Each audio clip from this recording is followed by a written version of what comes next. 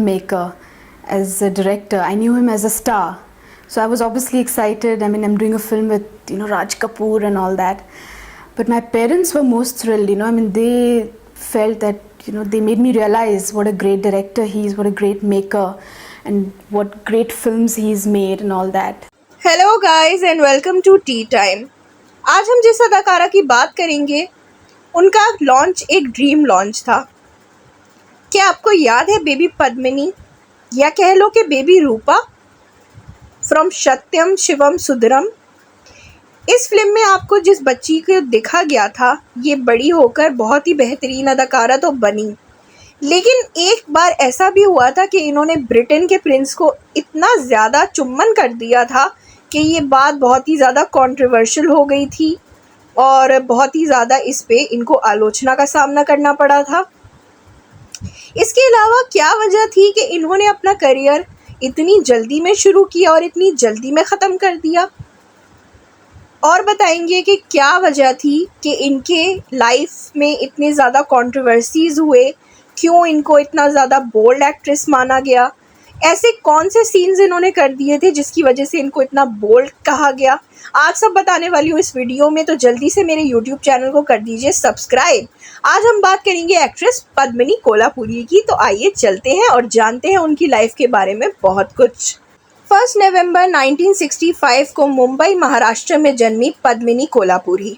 इनके फादर का नाम पंधारी लाल कोल्हापुरी और इनकी मदर का नाम निरुपमा था। पिता इनके एक शास्त्रीय गायक थे और इनकी माँ एयर इंडिया में ग्राउंड स्टाफ के तौर पे काम करती थी। ये 3 बेटियां थी। पद्मिनी का नंबर 2 था। इनकी 2 बहनें शिवांगी और तेजस्वी भी थी, जो आगे चल के एक्ट्रेस बनी। पद्मिनी के जीजा जी उस ज़माने के मशहूर विलन शक्ति कपूर थे। जी हाँ, पद्मिनी की बहन शिवांगी ने शादी की थी मशहूर विलन शक्ति कपूर से। पद्मिनी कोल्हापुरी मौसी है फेमस एक्ट्रेस श्रद्धा कपूर की। पद्मिनी की दादी पंडित दीनानाथ मंगेशकर की सौतेली बहन थी। इस तरह से पद्मिनी की आंट्स बनती हैं फेमस सिंगर्स लता मंगेशकर और आशा भोसले। क्योंकि पद्मिनी का सिंगिंग बैकग्राउंड था, इसलिए बचपन से उन्होंने भी सिंगिंग की शिक्षा लेनी स्टार्ट कर दी थी। 1973 में फिल्म यादों की बारात में अपनी बहन शिवांगी के साथ मिलके पद्मिनी ने कोरस गीत भी गाया था। विधाता, सड़क छाप और हम इंतज़ार करेंगे, ऐसी फिल्मों में पद्मिनी के गाने हमें सुनने के लिए मिल सकते हैं। इन्होंने कुछ एल्बम्स में भी गाने गाए। फेमस सिंगर बप्पी लहरी के साथ इन्होंने मिलके अपना एक म्यूज़िक एल्बम भी लॉन्च किया था जिसका नाम था लवर्स, लेकिन शायद किस्मत को कुछ और ही मंजूर था और किस्मत इंतज़ार कर रही थी कि वो कब हीरोइन बन के सामने आएंगी। बताया जाता है कि 1975 में आशा भोसले ने देव आनंद को पद्मिनी कोल्हापुरी का नाम सुझाया उनकी फिल्म इश्क इश्क इश्क के लिए। तो बस फिर क्या था, देव आनंद ने फ़ौरन से इन्हें एक बेबी के रोल के लिए साइन कर लिया। 1977 में फिल्म निर्माता राज कपूर ने भी इनको बेबी रूपा के तौर पे साइन कर लिया फिल्म सत्यम शिवम सुंदरम के लिए, जिसमें वो हमें जीनत अमान के बचपन का रोल करती हुई दिखाई दी थी। 1981 में इनकी फिल्म आहिस्ता आहिस्ता रिलीज़ हुई, जिसमें अब ये as a grown up heroine के तौर पे हमें दिखी गई। ये फिल्म तो कुछ खास कमाल नहीं कर पाई पद्मिनी कोल्हापुरी के करियर के लिए, लेकिन इसके बाद आई वो फिल्म जिस फिल्म की वजह से इनको सर्वश्रेष्ठ अभिनेत्री के तौर पे स्थापित कर दिया गया और इनको अवार्ड भी हासिल हुआ। वो फिल्म थी राज कपूर की बनाई हुई प्रेम रोग, जिसमें इन्होंने एक यंग विडो का यानी बाल विधवा का रोल प्ले किया था। इसमें इनके अपोजिट थे ऋषि कपूर, और ये बहुत बड़ी फ़ैन हुआ करती थी उस ज़माने में ऋषि कपूर की, और उन्हीं के साथ इनको काम करने का मौका मिला और इन्होंने भी बेहतरीन अदाकारी का प्रदर्शन किया। इसके बाद इन्होंने कई बड़ी अच्छी फिल्मों में काम किया, जिसमें से थी विधाता, दर्द का रिश्ता, वो 7 दिन, सौतन, बेवफाई, दाता, सर्क से सुंदर। ये सारी इनकी फिल्म्स खास रहीं। ये बताती हैं कि फ़िल्म वो 7 दिन में काम करने के लिए अक्सर इनको अनिल कपूर के घर से खाना भेजा जाता था, ताकि ये उस फिल्म की डेट्स पहले दे दिया करें।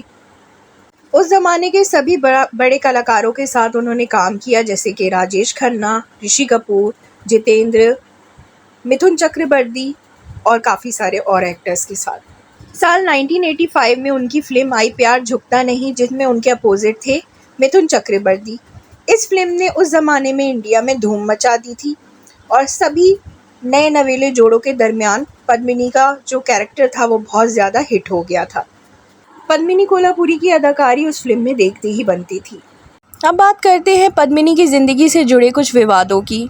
1980 में प्रिंस चार्ल्स को बहुत शौक था फिल्मों की शूटिंग देखने का, इसलिए वो भारत दौरे पर आए। तब उनको मुंबई के राजकमल स्टूडियोज़ में ले जाया गया। जब वो सेट पर पहुंचे तब सभी ने उनका स्वागत किया। आरती की थाली से वो एक के बाद एक सारे कलाकारों से मिल रहे थे और जब वो पद्मिनी की तरफ पहुंचे तो पद्मिनी ने सारे रिपोर्टर्स वगैरह, सारा मीडिया की परवाह ना करते हुए फ़ौरन से उनके गले लग गई और उनके गाल पे किस कर दिया। ये बात पूरे देश में आग की तरह फैल गई और देश में ही तो क्या, ब्रिटेन में भी ये बात पहुंच गई। प्रिंस चार्ल्स भी इस चीज़ से थोड़ा शॉक्ड हो गए थे क्योंकि वो ज़माना ऐसा नहीं था जहाँ पे किस करना कोई आम बात हो। एक बार पद्मिनी कोल्हापुरी जब ब्रिटेन पहुंची तो एक इमिग्रेशन ऑफिसर ने उनसे पूछ ही लिया कि आप वही एक्ट्रेस है ना जिन्होंने प्रिंस चार्ल्स को किस किया था। पद्मिनी कोल्हापुरी बताती हैं कि उस इंसिडेंट के बाद वो बहुत शर्मिंदा रहने लगी थी। बात करें एक और कंट्रोवर्सी की तो साल 1980 में फिल्म गहराइयाँ के लिए पद्मिनी ने एक बहुत ही ज़्यादा विवादित सीन शूट किया था जहाँ पे अमरीश पुरी के सामने उनको लाया जाता है उनकी फैमिली द्वारा और अमरीश पुरी कुछ क्रियाएं कर रहे होते हैं जहाँ पे वो जो है हमें बहुत ही ज़्यादा विवादित तरीके से दिखाई जाती हैं और उन्होंने कुछ भी नहीं पहना होता। इस सीन को देखने के लिए बताया जाता है कि ऑडियंस की भीड़ लग जाया करती थी और इतने कंट्रोवर्शियल सीन के बावजूद जो है इस सीन को सेंसर की तरफ से काटा ना गया और बहुत सारे लोग इसी सीन को देखने के लिए जो है वो सिनेमा घर में पहुंचते थे। इसके अलावा इन्होंने इंसाफ का तराजू में भी एक बहुत ही ज़्यादा बोल्ड सीन दिया था जहाँ पे राज बब्बर जब इनको जो है हैरेस करते हैं और तब वो बहुत ही बुरी कंडीशन में इनको ले आते हैं और वो सीन भी बहुत ही ज़्यादा कंट्रोवर्शियल था और पद्मिनी की उम्र भी तब बहुत ज़्यादा कम थी और उस दौर के हिसाब से ये एक बहुत ही ज़्यादा विवादित सीन था जिसकी वजह से इनको प्रशंसाएं तो मिली अपनी इन चैलेंजिंग परफॉर्मेंसेस के लिए, लेकिन बहुत ज़्यादा आलोचना का सामना भी करना पड़ा। पद्मिनी कोल्हापुरी को फिल्म इंसाफ का तराजू के लिए बेस्ट सपोर्टिंग एक्ट्रेस के फिल्म फेयर अवार्ड से भी नवाजा गया। तब उनकी उम्र सिर्फ 15 साल की थी। राम तेरी गंगा मैली में मंदाकिनी के रोल के लिए पहले पद्मिनी को ही लिया जाना चाहिए था क्योंकि राज कपूर इस बात पे एडमेंट थे कि उनको इस रोल के लिए पद्मिनी ही चाहिए, लेकिन पद्मिनी ने इस रोल के लिए साफ मना कर दिया था जिसके बाद बताते हैं कि राज कपूर उनसे बेहद नाराज़ हो गए थे।